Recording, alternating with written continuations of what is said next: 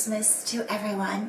Merry Christmas. I hope you have a wonderful, wonderful Christmas with your family and your friends and everybody. Anyway, today I want to share with you something that I learned in prayer while studying the end times. I felt like the Lord said to me, what happened to the iron? What happened to the iron? And so for me, when I started studying the end times, immediately Father showed me Daniel and Nebuchadnezzar, the Babylonian statue that is gold and brilliant and shiny and alluring and glorious, and what seemingly looked like such a beautiful worldly kingdom that everybody bowed to, everybody served. God gave Daniel insight into those Babylonian empires throughout the ages of time until the end of days, and the evil that was in them. So of course Daniel could never bow his knee to the evil. And anyway, so he started there, and then, of course we see in the fourth kingdom of the statue is the iron. And so that from the knees down, which is called the legs, is iron, and then it transitions, goes into the feet, and then transitions into these 10 toes. It gets mixed with clay.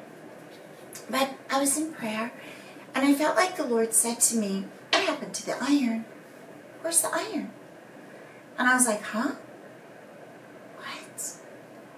Oh. So I looked in the scriptures. Well, let's look and see what happened to the iron, which represents the Roman Empire. You guys might already know this, but I'm just learning all this stuff, and I'm really, really trying to learn it from Father the way that He's taught me everything, because we don't all know everything. He just teaches us our portion, or what He wants us to know, and then we glean from everybody else. But anyway, this is how this is what He's showing me, and I want to share it with you today.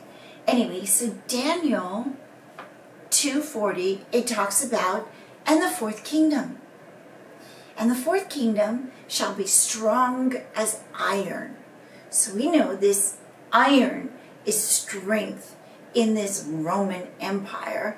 For as much as iron breaketh in pieces and subdueth all things. And as iron that breaketh all these, shall it break in pieces and bruise. So in this Babylonian Empire, of the Roman Empire of iron, it literally went and took over, and it broke in pieces and took over everything. That's why it's in the legs, when a walking and moving in the feet. It does transition, so something happens in there in the feet that wasn't in the legs, and that is the clay. But anyway, okay. And whereas thou sawest the feet and toes, part of potter's clay and part of iron, the kingdom shall be divided. But there shall be in it the strength of iron. So the kingdom got divided.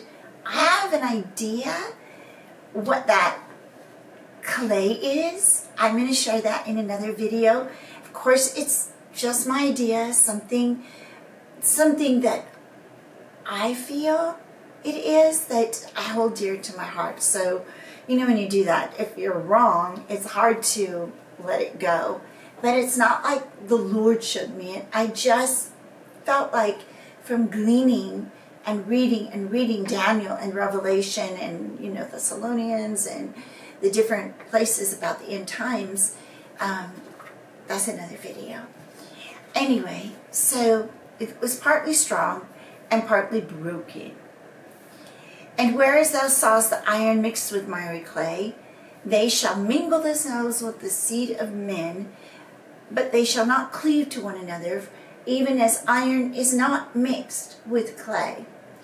I know a lot of people look at this from a perspective of AI, iron, the AI mixed in man. And although I can see truth in that, and I think that definitely is a part of it, but I don't think it's the foundation of what the Bible is saying. Because the reason I say that is because if the iron was AI, where is AI in the beginning of the Roman Empire? In the legs. It's not till later that the clay comes and it mixes in to the iron. So if it was AI, it would be clay and then the iron mixed in the clay, and the iron, was the AI that didn't mix with the clay. So I can see the perspective of that, and I think there's, some validity in it from a perspective, but I don't think it's the foundation of what the Bible is saying, in my opinion, just in my opinion. Anyway, okay, so now we go to Daniel 7:3, and Daniel 7:3 now takes this Babylonian statue with the 4 empires throughout the ages of time to the very end of time, and they come out of the sea, and they are now broken up into 4 distinct beasts. So we're going to get further insight into this Babylonian statue, this Babylonian kingdom with all these empires in it, focusing on the Iron Roman Empire. When the 4th beast comes out, now the first beast that comes out of the sea directly represents the head, the Nebuchadnezzar. The second beast that comes out directly represents the Media-Persia Empire. And the 4th beast that comes out of the sea directly represents, like almost verbatim, the Grecian Empire of Alexander the Great and his takeover. Remember that Daniel is a prophet, so God is giving Daniel this prophecy for where he's at and to come, right? That's part of it, because that's where they were at that time. And we see a lot of those things were fulfilled. However, the prophecy is not only for that time, but a time to come, because he says, seal up the book, Daniel, for the end is not yet. It's for a time to come in the end. And then we see it in the hand of Father. That book that Daniel sealed is in the hand of God in the throne room, given to the Lion of the tribe of Judah, who, behold, when we see the visual look of the Lion of the tribe of Judah, behold, it looks just like a lamb, a little lamb that was slain. And anyway, so the Lamb opens the seals and then reveals it to the Apostle John, the beloved Apostle John. And he opens the seals. He doesn't open the seal.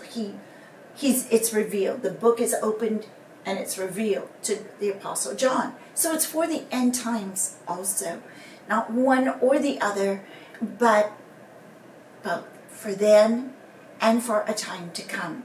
And so the 4th beast that comes out, representing now the Roman Empire, which trampled and breaketh in pieces and subdueth all things, and went out and subdued everything. Well, when the beast, the 4th kingdom, the 4th beast comes out of the sea in Daniel, it changes. It's different. And it's different than all the rest, because all the rest kept their structure, their detailed structure, the same as the other three in the statue. But the fourth beast comes out, and it tells us that this beast was diverse from all the rest. Okay, it says the first beast, the second beast, and then this fourth beast, dreadful and terrible, strong, exceedingly strong, and it had great iron teeth. So, the iron that was the Roman Empire in the feet and the legs and the feet and the toes now moved, transitioned, or changed, which the word diverse, this beast is diverse from all the rest, means it changes. The word diverse literally means to be changed or altered. So this fourth kingdom that was once the legs, the feet, and the toes, now diverse from the rest, because they all kept their structure. They all kept their detailed structure. But this one, this fourth kingdom, this fourth beast is diverse. It changes its structure. Just like we saw in the legs, and then the structure changes into the feet, and then it changes again and goes into the toes, right? So now we see in the fourth beast representing the fourth kingdom of the statue, the Roman Empire. We see this beast come out of the sea, and the iron that was in the bottom half, that was in the legs, the feet, and the toes, is now in the teeth. It's not in the toes or the feet or the legs. The iron, this Roman Empire, is in the teeth. It's in the mouth of this beast. Right? It's in the mouth. Well, not only that, but teeth means it consumes. The word teeth means to consume. So it consumes everything with its mouth, with its doctrine, with its lies, and with its deception. It consumes everything. Okay, I looked up, and in 2 Thessalonians 2:7, it says this. It says, whom the Lord shall consume with the spirit of his mouth. So this fourth beast, this Roman Empire, fourth beast, Babylonian, remember, it's still a Babylonian empire. It consumes everything with the spirit of its mouth, because iron is in the mouth, in the teeth, right? Okay. So it says in verse 9, this fourth kingdom, even him whose coming is after the working of Satan. Oh, I'm so sorry. Hold on, wait. This is 2 Thessalonians 2:9. Okay? So it's talking about the beast whose coming is after the working of Satan with all power and signs and lying wonders, and with all deceivableness of unrighteousness in them that perish, because they receive not the love of the truth, that they might be saved. And for this cause God shall send them strong delusion, that they should believe a lie, and that they might be damned who believed not the truth, but had pleasure in the unrighteousness of deception of this fourth Roman Babylonian Empire that once took over but now consumed and is in the mouth, telling lies and giving us deception, strong delusion. Right? Can you believe that? Can you believe that? Well, now we go further and we go to the end of time and we go to Revelation 13:1, which now gives us a whole new visual perception of this beast, this Babylonian empires to the end of the age of time, to the four beasts. The last beast transitioned, and now we see the beast in Revelation 13:1, and we look at him, and John, the Apostle John says, "And I stood upon the sand of the sea, and I saw a beast rise up out of the sea, having 7 heads, 10 horns," right? "And upon his horns 10 crowns, and upon his heads the name of blasphemy," right? "And the beast which I saw was like a leopard, and his feet were the feet of a bear, and the mouth a mouth of a lion, and the dragon gave him his power." What? "And his seat and great authority. And I saw one of the heads as it was wounded to death." The point is that now we see at the end of time, we see these 4 beasts that represented the statue, the Babylonian empires through the ages, through the end of time. We see it at the end of time. And these 4 beasts now become one again. And there's a major transition again. This 4th beast that is diverse, that is altering, that is changing. Now we don't see the iron anymore, because now the lion, the Babylonian head, is now back in the mouth of this thing, the Babylonian kingdom, which I think is the kingdom of this world. It's the spirit of the world, the Babylonian kingdom of this world that the whore, the great whore, rides. Anyway, and that they want to destroy.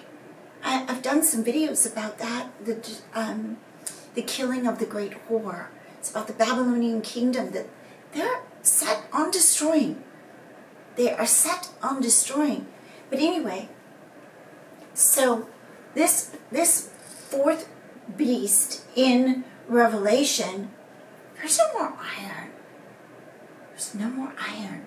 And the Lord asked me, what happened to the iron? What happened to the iron in the 4th kingdom? Well, the iron became the teeth. And it's diverse, it's changing, it's altering.